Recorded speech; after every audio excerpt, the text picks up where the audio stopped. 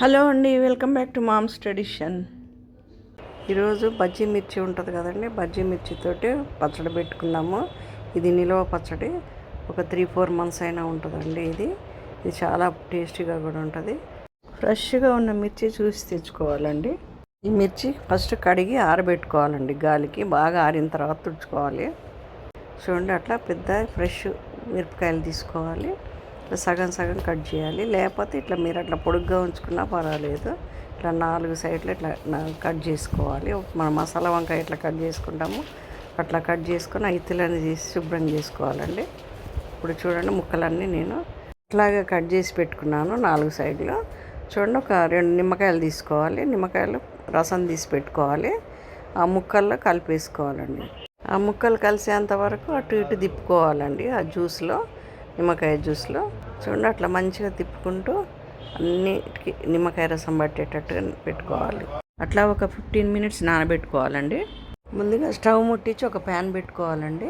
ఒక 1 స్పూను ఆవాలు వేసుకోవాలి, ఒక 1/2 స్పూను మెంతులు వేసుకోవాలి. 2 కలిపి బాగా వేయించుకోవాలి. కొంచెం ఇట్లా కలర్ కొద్ది చేంజ్ అయిన తర్వాత తీసేసి పౌడర్ చేసుకోవాలి. చూడండి, అట్లా పౌడర్ చేసుకోవాలి. గ్రైండర్లో వేసి బాగా మెత్తగా అవ్వాలండి. ఇప్పుడు అదే పౌడర్లో కొంచెం ఒక 1/2 స్పూను పసుపు వేసుకోవాలి. ఒక 2 స్పూన్స్ కారం వేసుకోవాలి. ఫుల్ స్పూన్ ఇప్పుడు చూపించే కదా, ఆ స్పూన్ తోటి 2 స్పూన్స్ కారం వేసుకోవాలి. ఉప్పు ఏమో గట్టి ఉప్పు అండి, అది పౌడర్ చేసుకుని వేసుకోవాలి. ముప్పావు స్పూను 2 స్పూన్లతోటి అట్లా వేసాను చూడండి సాల్ట్. మళ్ళీ 3వ రోజు కలుపుకునేటప్పుడు ఒకవేళ సరిపోకపోతే అప్పుడు చూసి మళ్ళీ వేసుకోండి.